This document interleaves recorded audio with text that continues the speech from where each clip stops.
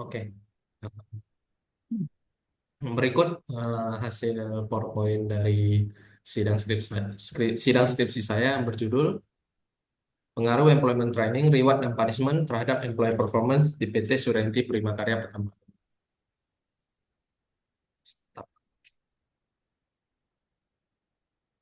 Nah, yang pertama ada pendahuluan. Di sini dapat dilihat tabel yaitu tahun 2021, 2022, dan 2023. Berdasarkan hasil tabel tersebut menunjukkan bahwa masih ada karyawan mendapatkan nilai rendah. Tentu hal ini menggambarkan masih ada karyawan yang belum mencapai performa terbaiknya. Kurangnya performa ini sangat berpengaruh terhadap kemajuan perusahaan, terutama dalam mencapai target kerja. Sehingga hal ini yang menjadi dasar kenapa saya mengambil judul penelitian ini, di mana secara rata-rata kinerja karyawan dalam PT Suryanti Primakarya tersebut masih tergolong kategori B, karena masih ada beberapa orang selama tahun tersebut mendapatkan nilai yang rendah. Oke. Selanjutnya, faktor yang mempengaruhi employee performance. Di sini dapat dilihat X1-nya adalah employment training, X2-nya adalah reward, dan X3-nya adalah punishment. Kemudian ada research gap penelitiannya. Di sini bisa dilihat ada beberapa research gap penelitian. Kemudian ada rumusan dan tujuan penelitian. Di sini kurang lebih sama berdasarkan latar belakang di atas, maka dapat disimpulkan rumusan masalah yaitu apakah dari semua variabel ini berpengaruh terhadap variabel Y.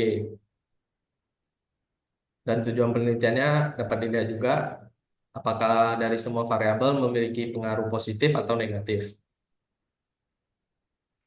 Kemudian ada variabel penelitian. Yang pertama itu employment training yang memiliki indikator retensi pengetahuan, penyelesaian pelatihan, evaluasi, dan kepuasan. Kemudian ada reward yang memiliki indikator pujian, penghormatan, hadiah, dan tanda penghargaan. Kemudian ada punishment yang memiliki indikator yaitu teguran, pendidikan konseling, adil, pelatihan, dan pengembangan ulang. Dan ada juga improvement. Kemudian di bagian variabel Y-nya ada employee performance, yaitu indikatornya tingkat penyelesaian tugas, kualitas pekerjaan, inisiatif dan proaktif, pembelajaran dan pengembangan. Berikut ada sumbernya juga dan skalanya berskala interval. Kemudian ada kerangka pemikiran dan hipotesis. Di sini dapat dilihat H1 yaitu employment training berpengaruh positif terhadap employment performance di PT Suryanti Pekanbaru. Kemudian ada reward H2 yaitu berpengaruh positif juga terhadap employment performance pada PT Suryanti Primakarya Pekanbaru. Kemudian ada H3 di sini juga berpengaruh positif terhadap employment performance pada Suryanti Primakarya di Pekanbaru. Kemudian ada metode penelitian. Penelitian ini dilakukan di PT Suryanti Primakarya, cabang kantor Riau yang terletak di Jalan Riau nomor 26 Pekanbaru. Populasi dalam penelitian ini adalah seluruh karyawan PT Suryanti Primakarya yang berjumlah 50 orang. Karena jumlahnya yang relatif kecil tidak sampai 100 orang, maka metode yang digunakan yaitu metode sensus. Dan sampel yang digunakan adalah sebanyak 49 orang. Mengapa 49? Karena saya sendiri sebagai orang meneliti tidak termasuk ke dalam sampel. Kemudian ada analisis data yaitu menggunakan regresi linear berganda. Kemudian dapat dilihat ini adalah hasil responden umum di mana dari karakteristik responden pada jenis kelamin yang terbanyak yaitu laki-laki yang memiliki jumlah 32 orang. Hal ini menunjukkan bahwa PT Suryanti Primakarya membutuhkan karyawan yang memiliki kemampuan, ketelitian, dan keahlian kerja yang dapat mendorong peningkatan hasil kerja karyawan dalam menyelesaikan tugasnya.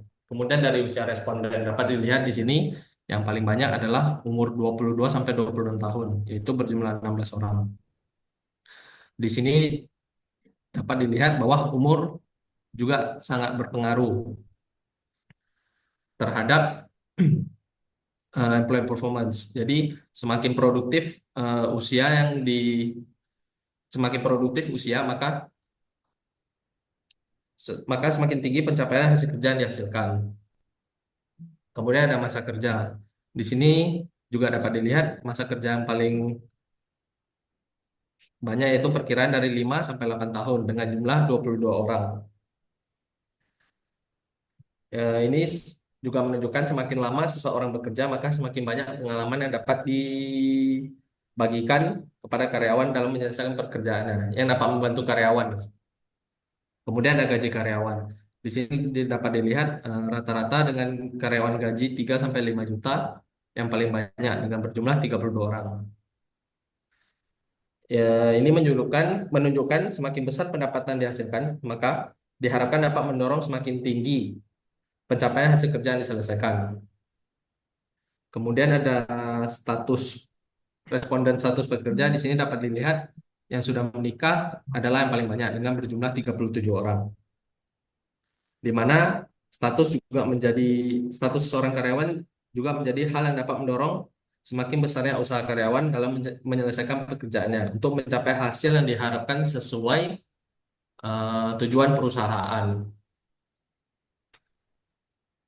Kemudian selanjutnya ada uji validitas, yaitu di mana untuk melihat apakah kuesioner atau pernyataan yang saya susun dalam kuesioner bisa digunakan atau tidak sebagai alat pengumpulan data, yaitu yang memiliki nilai batas 0,30, yaitu bahwa kalau nilai CICT-nya berada di atas 0,30 maka data tersebut dinyatakan valid. Di sini dapat dilihat dari semua variabel nilai CICT-nya tidak ada yang di bawah 0,30. Jadi keterangan di sini data dinyatakan valid.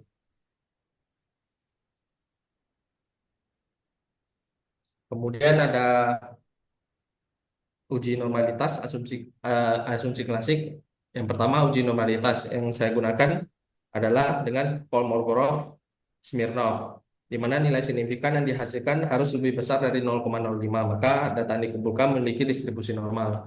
Dapat dilihat data tersebut memiliki distribusi normal. Selanjutnya ada uji multi koluniaritas, di mana di sini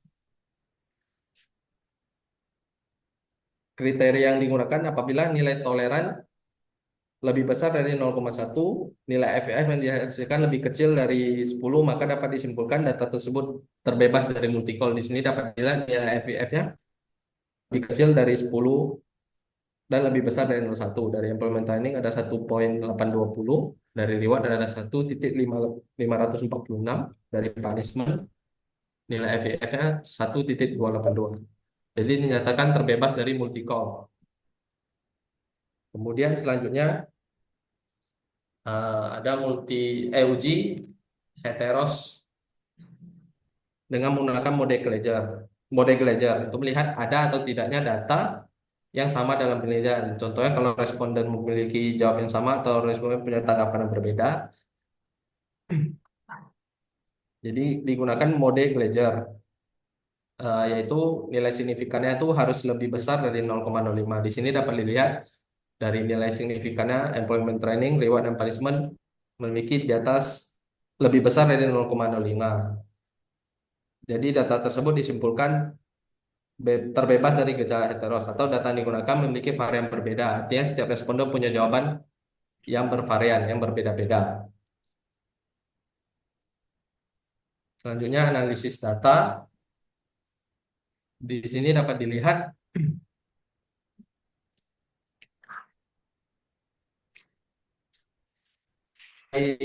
dari variabel employment training, reward dan punishment ini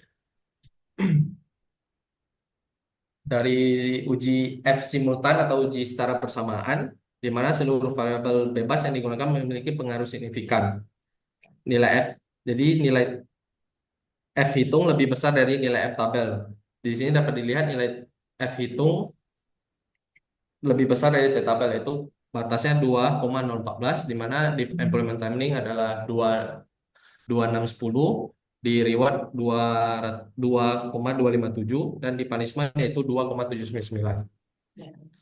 Di sini disimpulkan secara bersamaan X1, X2, dan X3-nya berpengaruh signifikan terhadap Y. Artinya seluruh variabel yang digunakan merupakan variabel yang mempengaruhi terkait variabel Y yaitu performance. Yang selanjutnya ada uji koefisien determinasi. Nah, di sini dapat dilihat seberapa jauh variabel X yang digunakan dapat mempengaruhi variabel Y. Jadi di mana employment training, reward, dan punishment ini memiliki 0,532 yang dikalikan 100 yaitu 53,2%. Artinya employment training, reward, dan punishment dapat mempengaruhi employee performance sebesar 53,2%. Sisanya dipengaruhi oleh variabel lain. Kemudian ada persamaan regresi berganda. Untuk melihat sebab dan akibat di sini dilihat di employment training eh, memiliki nilai 0,330, yaitu artinya semakin baik training yang diberikan ke karyawan diharapkan dapat mendorong performance karyawan. Kemudian ada reward 0,281. Ini juga berarti semakin tinggi reward yang diberikan kepada karyawan diharapkan dapat mendorong performance karyawan. Kemudian ada punishment. Di sini memiliki nilai 0,200. Jadi ini juga berarti semakin tinggi, bukan, sorry, semakin keras hukuman yang diberikan, maka karyawan juga akan merasa takut dan akan bekerja sebaik mungkin hingga juga dapat mendorong performance karyawan.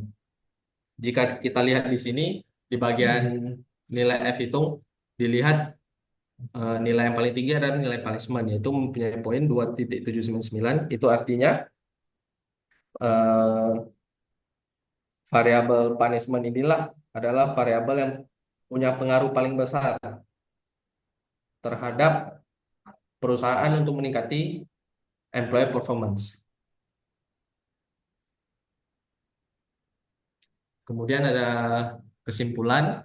Di sini dapat dilihat kesimpulannya. Jadi dari hasil penelitian ini di semua variabel dari X1, X2, X3 itu ditunjuk berpengaruh positif terhadap employee performance.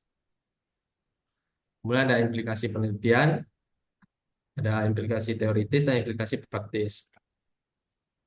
Jadi implikasi teoritis yang itu memberikan program pelatihan bukan salah satu bentuk upaya yang dilakukan oleh perusahaan untuk mendorong performance karyawan yang dihasilkan oleh karyawan dalam bekerja. Kemudian ada reward, merupakan faktor yang dapat mempengaruhi peningkatan employee performance, dan punishment yang diberikan perusahaan dapat mendorong karyawan untuk bekerja lebih baik dengan aturan yang pada akhirnya dapat mendorong peningkatan employee performance. Di implikasi praktis, ini diharapkan dapat menjadi masukan bagi manajemen perusahaan untuk mengembangkan sistem pengelolaan karyawan dengan lebih baik agar dapat meningkatkan employee performance yang dihasilkan oleh karyawan dalam bekerja. Di sini ada berikut ada beberapa keterbatasan yang saat dilakukan penelitian. Ada 4 keterbatasan yang bisa dilihat. Kemudian ada saran penelitian. Ini juga bagi akademis, bagi perusahaan, dan bagi peneliti selanjutnya. Sekian hasil presentasi sidang skripsi saya, Pak. Ya, presentasinya 14 menit ya, berarti sudah cukup. Ada beberapa hal yang harus kita tinjau dari PPT-nya ya. Itu udah saya Oke, WA. Pak. Berhubung waktunya agak singkat, langsung aja kita ke sesi tanya jawab. Yang di WA nanti kamu pelajari ya. Ya, Pak. Kira-kira menurut kamu, kenapa penelitian ini penting untuk dilaksanakan? Karena menurut saya di perusahaan saya ini, Pak, dengan adanya misalnya training, reward, dan punishment ini, mengapa penting ya ini? Karena ini kan juga menjadi pendorong bagi performance karyawan, Pak. Yang pertama itu training. Dengan adanya training, maka karyawan itu dapat mempelajari hal baru. Misalnya training dalam hal kegiatan membangun chemistry. Nah, kalau chemistry itu juga dapat mempengaruhi performance karyawan. Kalau reward, reward itu tentu udah tidak asing lah bagi semua orang karena semua bekerja juga berharap dengan reward. Dengan adanya reward, semakin tinggi reward, semakin tinggi yang dihasilkan, maka itu juga mendorong performance karyawan. Nah, kalau punishment ini lebih ke aturan saja. Karena dengan adanya punishment, kita akan kalau dari perusahaan itu biasanya ada namanya SP.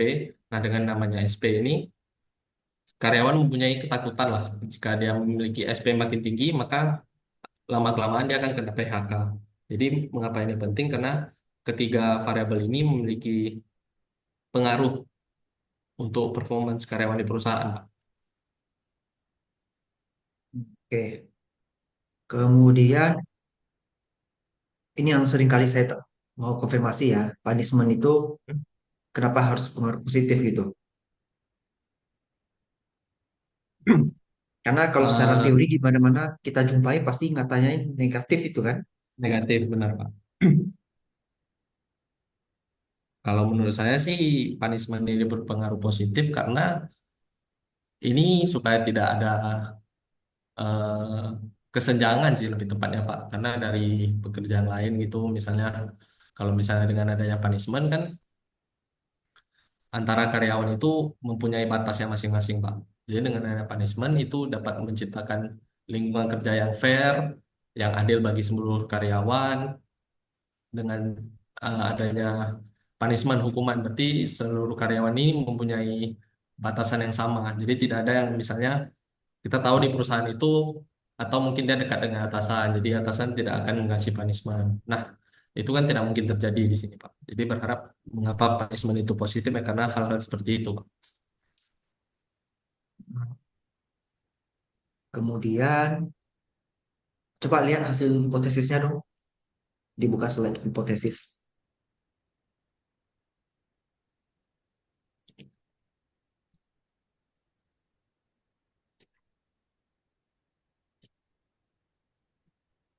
Reward pengaruh positif. Employee training positif. Nah, ini mau tahu siapa variabel yang paling kuat pengaruhnya yang mana? Eh, Bisa dilihat dari nilai F hitungnya, Pak. Di sini kalau dari hasil analisis Bukan. data saya, nilai F hitungnya itu punishment, Pak. Punishment di sini memiliki nilai F hitungnya itu 2,799.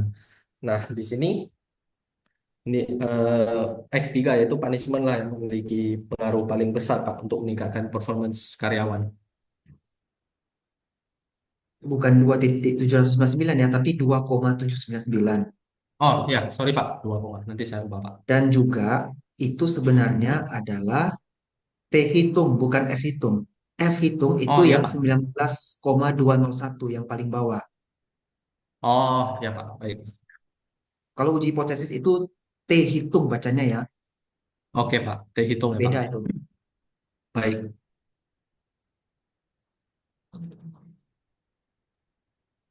Berarti di sini punishment dikatakan sebagai punishment yang sifatnya positif ya, Iya karena Pak. mendukung kerja. Mm-mm.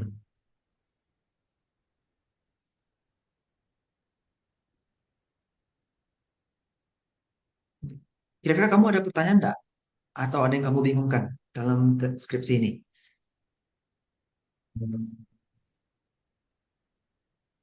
Itu kalau Saya lihat pertanyaan kamu tidak sih. udah Mungkin termasuk lancar ya. Udah bagus kamu presentasi dan juga menjelaskan juga sudah baik. hmm, waktu itu saat olah data ya sih Pak. Waktu itu agak sedikit pusing. Cuman kemarin kebetulan di kantor ada mentor, ada senior yang bantuin gitu. Hmm, oke.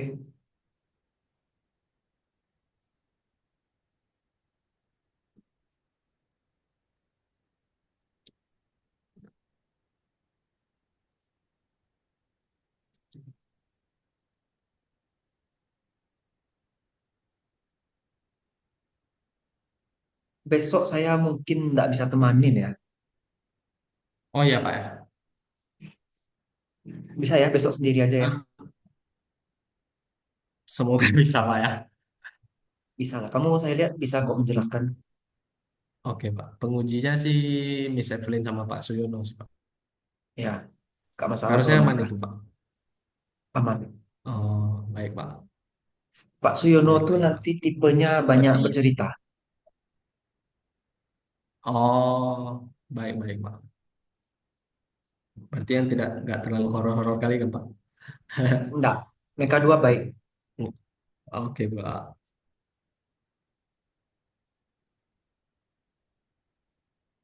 Berarti ini yang saya ganti di bagian PPT ini yang di bagian Bapak WA saya itu ya, Pak. Ya. Gambar kerangka itu, Pak ya. Heeh. Nanti, nanti saya pahami, Pak. Pertanyaan untuk penguji ya bisa beda-beda ya. Kita kadang nggak tahu. Baik. Kadang sambil baca mereka Ya. sambil ketemu hal yang mereka mau revisi gitu. Baik, baik, baik. Berarti ini kurang lebih ya kayak seminar proposal, tapi ini lebih lebih detail aja ya, Pak ya. Ya, betul. Baik, baik. Oke. Kira-kira ada lagi yang mau dibahas? Tuh, sekarang sih nggak ada, Pak. Pak, misalnya kalau misalnya bingung, saya boleh WA Bapak ya? Ya, silakan. Oke, Saya oke, udah, Pak. soalnya ini lagi kejar-kejaran deadline pula ini. Oh, oke, Pak, oke, Pak. Siap. Makanya saya agak susah nih beberapa hari terakhir ini. Hmm, Tapi saya baik, yakin baik, kamu Pak. bisa lah. Kamu udah lancar kok. Oke, Pak. Oke, kalau tidak ada lagi, kita close ya Zoom-nya ya. Oke, Pak. Terima kasih ya, Pak. Maaf mengganggu waktunya, Pak. Ya, nggak apa-apa. Oke, Pak. Terima kasih ya, Pak. Sama-sama.